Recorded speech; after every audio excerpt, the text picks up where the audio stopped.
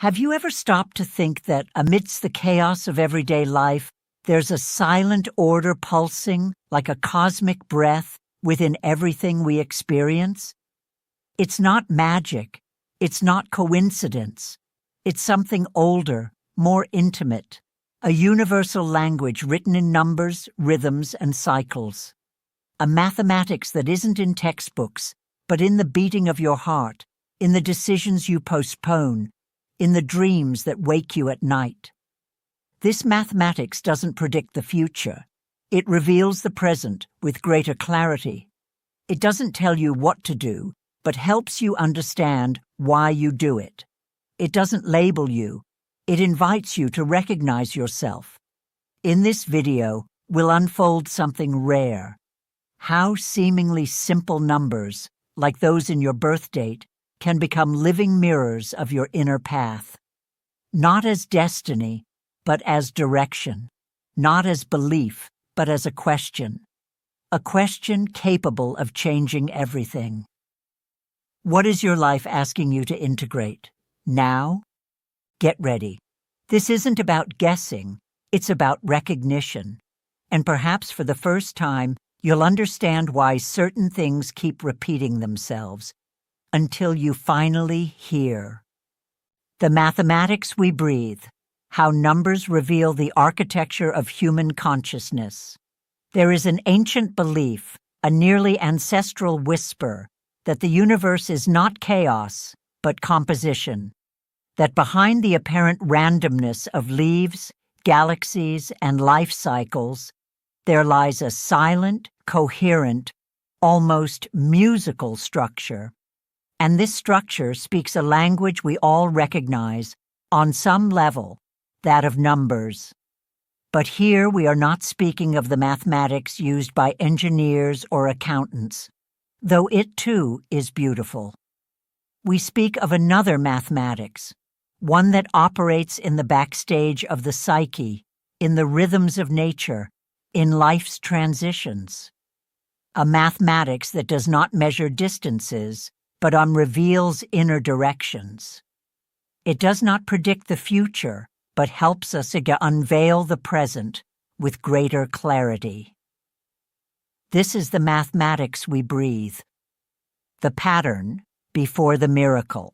Many call this divine mathematics, but perhaps a more precise term is archetypal pattern. A structure that naturally emerges whenever consciousness, form, and time converge. Consider, the nautilus shell spirals in golden proportion. Tree branches split according to efficient distribution sequences. The human heart beats in harmonic rhythms. And we, conscious beings, seek meaning in cycles, day and night, birth and death, beginning and completion. These are not God's codes in the sense of encrypted messages carved in stone. They are end expressions of cosmic coherence. And numbers are their purest syntax. They do not govern reality. They describe its grammar. This liberates us. We need not believe in anything supernatural to recognize that certain patterns resonate deeply within us. We only need to be willing to observe attentively and to ask, why does this move me? Your birth date is not coincidence. It is an invitation to integration. Consider your birth date, day, month, year. 3 elements, 3 dimensions, and intriguingly, 3 essential vectors of human existence. The day speaks to your body, or rather, your action in the world.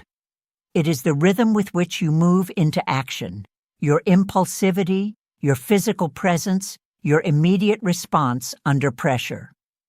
Who are you when you must act, without time to think? The month speaks to your soul, that is, your capacity for connection. How do you emotionally adapt? How do you listen? How do you build bonds and dissolve them? Who do you become when you are in relationship? The year, reduced to a single digit, speaks to your spirit, your relationship with time and meaning. How do you handle the passage of years, legacies, slow transformations? What are you here to integrate across an entire lifetime? These three numbers are not destiny. They are a map of tendencies, an invitation to self-knowledge, not fatalism. How to access them?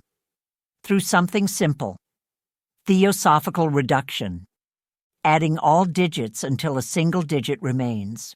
Example, June 29, 1985, 2 plus 9 plus 6 plus 1 plus 9 plus 8 plus 5 equals 40, 4 plus 0 equals 4. But don't stop there. Separate the layers. Day, 29, 2 plus 9 equals 11. A master number, we'll return to this soon. Month, 6. Year, 1985. 1 plus 9 plus 8 plus 5 equals 23. 2 plus 3 equals 5. Now you have three key numbers, 11, 6, and 5 stars, not as labels, but as living questions.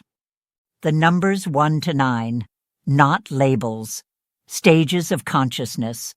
Forget you are a 7. We all at some point embody each of these numbers. They do not define who we are. They reveal which challenge we are facing now. Think of them as universal archetypes, stages through which every maturing consciousness passes. 1. The initiator. Core question: who am I when I'm alone? The impulse of self, the courageous yes to the new, but unbalanced, it can become isolation or stubbornness. 2. The mediator. Core question: how do I relate without losing myself? The art of listening, diplomacy, partnership, but poorly lived, it breeds dependence or fear of conflict. 3. The creator. Core question: what do I wish to manifest and why? Expression, joy, voice. Without intention, it becomes dispersion or empty theatrics. 4. The builder. Core question: on what foundation am I constructing my life? Discipline, routine, fidelity to what is built. But rigidly held, it hardens into inflexibility or fear of change. 5. The explorer. Core question: where lies the balance between freedom and responsibility, movement, curiosity, adaptation? Without grounding, it becomes perpetual escape from commitment, silence, oneself. 6. The harmonizer. Core question: how do I care for others without forgetting myself? Love in action, generosity, justice, but distorted, it turns into toxic sacrifice or control disguised as care. 7. The investigator. Core question: what is truth and what is merely my belief? Inner search, questioning, productive silence. When over-isolated, it spirals into skepticism or analytical paralysis. 8. The transformer. Core question: what must I release to be reborn? The force of regeneration, like the phoenix. Not power over others, but power over oneself, choosing to begin again. 9. The sage.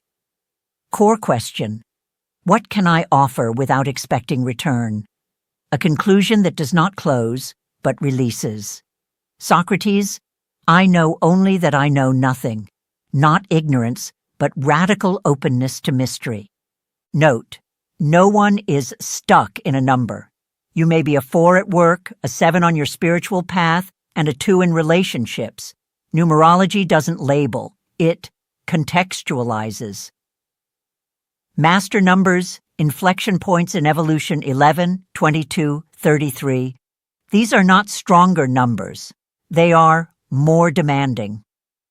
They represent phase transitions, like puberty, midlife, or transformative grief. 11 is not enlightenment. It is expanded awareness, heightened sensitivity to the world, energies, subtleties. It can yield profound intuition or paralyzing anxiety. The challenge? Translating the invisible into concrete action without getting lost in abstraction.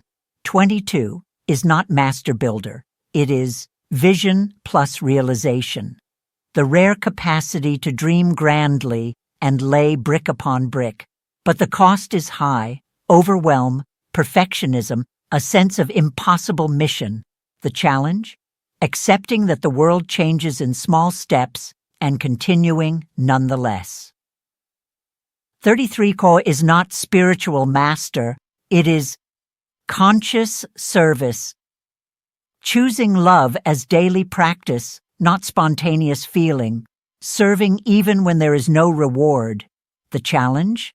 Avoiding messianic tendencies, remembering that service does not erase your right to rest, doubt, or humanity. You don't need to be a 22 to live its energy. You only need to be in a moment where your vision demands embodiment, and for a time you inhabit 22. Theosophical Edition, the hidden history within each number. There is another powerful, rarely explored movement, Theosophical Addition. Instead of reducing, e.g. 4 to 4, you sum everything up to it. 1 plus 2 plus 3 plus 4 equals 10. 1 plus 0 equals 1. This reveals something profound. No stage arises from nothing.